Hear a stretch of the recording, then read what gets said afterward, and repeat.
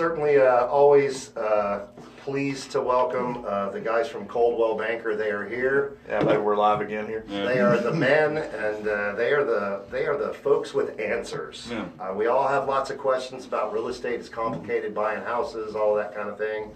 And these two gentlemen have educated me a lot over the past 6 weeks and stuff. So just want to say welcome. Good to see you guys. How's everybody doing? Doing good. Thanks Doing for having good. us. Yeah, we were just talking about Trinidad over here. Yes. Just a few minutes ago about how, back in its heyday, it built up real estate wise because the TP&L power plant over there, and then because of cutbacks on that power plant, improvements in technology because of automation, government regulations and everything, the power plant scaled way back, and so a lot of those jobs went away, and so the town of Trinidad isn't as economically feasible as it used to be. My opinion, this is just an opinion of mine, I think it's kind of a sleeping giant for industrialization in Texas. It's got a large land mass within the actual city limits over there. Plus you got major highways, 31 that goes all the way Athens over to Tyler, or go the other way, you go Corsicana, Waco, which then puts you at intersections of 45, 35 to go south to Houston, Austin, San Antonio, or north to Dallas and Fort Worth. Just real easy for the highway system. You've got the rail system that comes through there. You've got land mass for building airports if need be. You've got water with the TP&L power plant there has its own cooling lake, and then you got the Trinity River itself, and then you got Cedar Creek Lake with that IPL pipeline for Cedar Creek Lake, and the rest of the lakes coming right through there. And then you've got the natural gas pipelines come through there that fuel that power plant there, and they have lots of land mass, so it's just I think all the ingredients are there, really. It has all the ingredients for being a major industrial hub in Texas. Biggest thing that I can see is just the United States, just the way the world economy has gone the last 30, 40, 50 years. The U.S. used to be a major industrial powerhouse in the world. It was the major industrial powerhouse. We've shifted most of our economy over into technology development, with the sending most of our actual industrialization and building of that technology to either to the third world or to places like China, just for cheaper prices. And so when you do that, those jobs are no longer here. If you send them overseas, they're not here, and if they're not here, nobody's building industrialization things here in the United States. So places like Trinidad don't have that big boom right now until something's got to shift. I mean, things shift all the time in economics and business, industry, and all that stuff. They have been shifting. I was just over there last week, and there is a couple new businesses coming into Trinidad there, and seeing a lot of revitalization. A lot of the homes that were quite frankly abandoned for a few years have built back up. Lots of construction going on over there. Jobs are coming back to the area. It's one of the true hidden gems, like he was talking about at the lake over there. Yeah, it's somebody just mentioned that to me the other day, and I hadn't really thought about that. I meant sort of just mainly driven through Trinidad, but somebody mentioned to me that it was sort of a hidden gem, and that's why. Yeah, and it's not just of our area, the hidden gem, but also of Texas, and then also I think of the United States, because it's got all the infrastructure there. Right. That's in place. And comparative to the other parts of the country, the land prices are going to be low compared to if you built the same type of industry in like California. You lived out in California for a while. I mean, you've seen real estate prices out there. So you start talking about industrial complex, let's say like aircraft manufacturing type of thing. If you were like Lockheed Martin or Boeing or something like that, what's the price of building and then maintaining a plant in like SoCal out there by LA, just outside LA, versus putting it in Trinidad type of thing. And then also just the cost of labor. People here can have a higher standard of living on a lower labor than what they could in California. Yes, so, absolutely. So it's just one of those things. I mean, I look for it eventually. Somebody with the with the money and the connections and everything to do that kind of project is out there somewhere. They will find it one day. Maybe they'll hear our radio show and find it today. I could definitely help them out there if they wanted to build that. Right now, my pocketbook is, it's a little slim for starting an aircraft manufacturing plant and competing for government contracts for say like KC-130s or C-130 manufacturing, things like that. I think most people's pocketbooks are a little thin for that sort of thing. I can't afford. Most days looking at my budget, I'm not buying first class tickets on an Airbus, Airbus 360 or something like that, let alone building the Airbus, let alone building the Airbus manufacturing plant. But Trinidad's a great place for that. Yeah, I think them are all great ideas too, but if you're not, like you said, got that big of a budget, but are still wanting to do some development around, maybe a little smaller scale than industrial, like maybe looking for some single family housing, which we can really use in our area right now. We got a great place over here in Eustis. This is right off of 316, right next to the railroad tracks over there. Actually has frontage on two different major roads there, 316 and County Road 2501. It's got 95 acres, and what I've recently learned over there is one good thing about this property, you've got the Payne Springs water supply coming in on 316, and you've got the Eustis water supply on 2501 on the north. So if you were to buy the whole acreage, you could have your choice of which one you'd want for water supply there. And the good thing about both of these water supply companies is they're drawing off of this big water aquifer that we have in the area. All of your other water companies in the entire area draw from the lake, and they have to go through these different processes, as we know, to clean the water before they send it out for consumption. These two are drawing straight out of that aquifer. It's good, clean water. We go north of town at Canton to get our drinking water out of this same aquifer. And it's great, and they don't have best to treat water in it. Texas, I think. Just hands down. Yeah, and it's a big thing. It's so big, it goes all the way up to Arkansas, down towards the coast, and it's big enough that Ozarka came in. And so if you're getting your drinking water at Ozarka, you know where it's coming from now. Yeah, that's one thing. We're getting a lot of people moving into our area, building new houses, buying existing houses.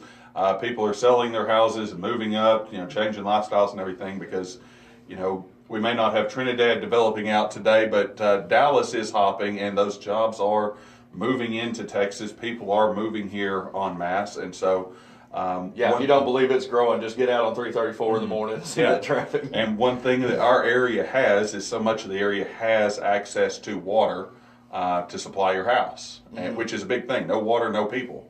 That's right. That's right. People, we kind of we build in the deserts because of our technology for bringing water there, but you have to bring it there. If you have no water, you have no huge city. Southern California being the perfect example. It's a desert, and until they had water, there was nothing. Well, there's kind of getting to be nothing again. Unfortunately, with the wildfires just burning everything down, and no water to put them out. We have 4 seasons in California: wildfires, mudslides, earthquakes, and summer. Yes.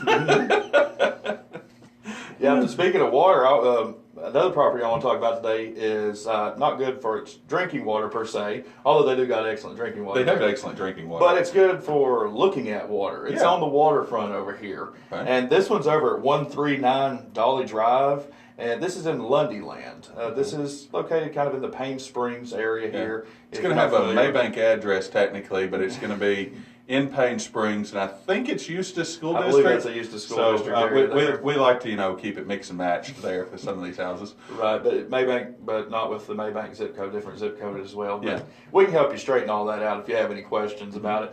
But this is a cute little house, a nice little 2-bedroom, 1-bath, about 918 square feet, going for $229,900. And like we were talking about a few weeks ago, your average waterfront selling for about $320 to $330 right now. At $229,000, this is a great steal to get onto the water today. And that one's been recently remodeled, you said, right? Very recently remodeled. Just hit the market 2 days ago, I believe. Okay. And so you can be one of the first ones to get out and see this property before it's gone. Yeah, that's up on a good.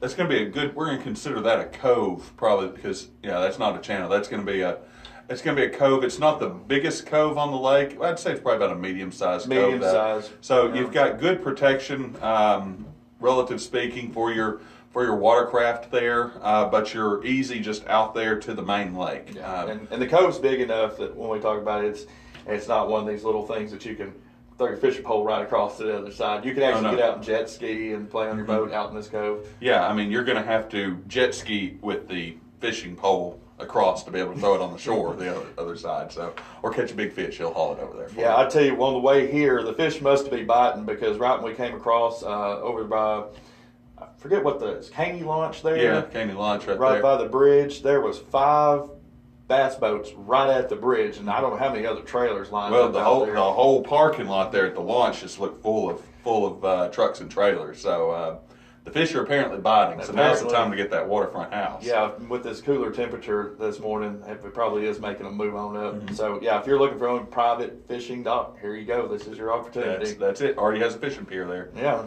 What else you got for us? Well, speaking of cooler temperatures, it's kind of strange for May.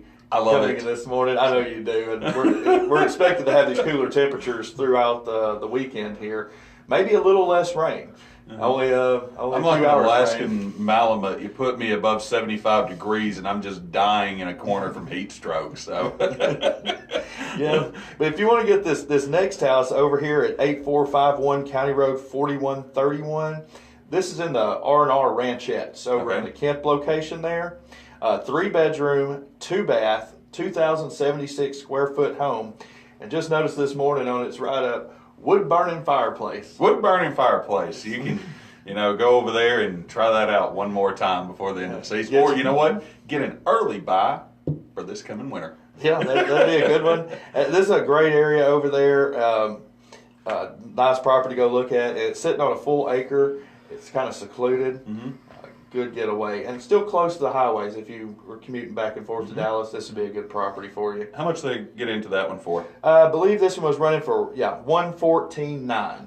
So that's a good buy for That's 2,000 square feet for only $114,900. Yeah, I don't think you can build it for that. You can't get anything close to that built for that price right now. Yeah, that's an excellent buy right there if you're looking into getting into a house this season. Mm-hmm. Okay. Do you got one last one for us today? Yeah, one last one I want to talk about. It's at 112 Timber Road. Okay. This is over in the Timber Bay subdivision. This is a 2-bedroom, 1-bath home, but it also comes with a guest home that's a 1-bedroom, half-bath, about 1,300 square feet, sitting on 3 full lots. I just actually went by this one yesterday morning. Okay. Beautiful property, going for only $112,000. All right, 112,000 Timber Bay. That's off water or waterfront? This is an off-water home, but large property there. Okay, large property. 1,300 square feet for only $112,000. Yeah, that's a good buy. Yeah, that's a good one. This is a cute house. You need to just drive by to look at this. Well, one. cute's worth a few thousand more, wouldn't you say? Yeah. Or at least for a look. I love it. So I'd at least go by and preview that thing. Right. I'm sure I will. So, well, if they wanted to look at one of these properties today, Brett, how would they get a hold of you? As always, you can get a hold of me at 903-340-6301. And before we get off today, I want to make a couple of quick announcements if I can. First of all, we're having the Humane Society out at our office tomorrow. So come on by, adopt a pet. Please help them out any way you can. They're really needing dog food and some other supplies. Dog food is the one they're really needing right now. And we're going to have a few treats for you if you come out and adopt a pet tomorrow that we're going to send home with you as well. Cute puppies, always love being around them myself. They're going to be there between 9 and 2 o'clock tomorrow, so get out and find your new furry friend. Be sure to come early, though, because sometimes some of the puppies get a little tired, and so they need to go home early. So if you just go ahead and take them home with you. Yeah, that's the thing. Get there early so you get the one you want, Right. Find your new furry friend. And my second announcement, coming up June 8th, is going to be the Cedar Creek Lake Living Expo. And there's going to be a couple performers there. Katie Lynn and Jade Flores, you may have seen them on America's Got Talent, American Idol. Absolutely. Big names in our area around here. We're actually going to have them on the show with us on May 31st. That's so awesome. Be sure and tune in May 31st at 9:30. And they're going to be here to help promote the expo. Do a couple songs for y'all. That's great. That's great. I've actually played on a show with Katie Lynn. She's very talented. Yeah. Awesome. Yep. Yeah. Well, anything else for you, Brett? No, I think that's what we got going on for this week. Okay, so come out tomorrow, check out the dog show. Listen to us on the 31st for Katie Lynn and Jade Flores. Yeah. And the Living Life Expo? It's the Cedar Creek Lake Living Expo. Living Expo. Well, you can always live life at the Living Expo. There Yeah. we go. So Cedar Creek Lake Living Expo. And so come check that out and give Brett a call if you want to see one of these, or look me up on Facebook at Shai Realtor, Coldwell Banker, American Dream Realty. Just start typing letters. You'll find me on Facebook. Yeah. As they say, I'm sure it'll come up. That's a big handle. Yeah. Well, that way, if you just type part of it, some of it here, mix and match, maybe it'll bring you right. You're not going to get it confused with another. I tell you not. Right. All right, guys. Well, we appreciate you, and I guess we'll be seeing you next week. Yeah, next week, and then the week after that. Yeah. Yes. Looking forward to it. Okay. All right, guys. Thanks a lot. All right, this is 95.9 KCKL FM, Malakoff, Texas.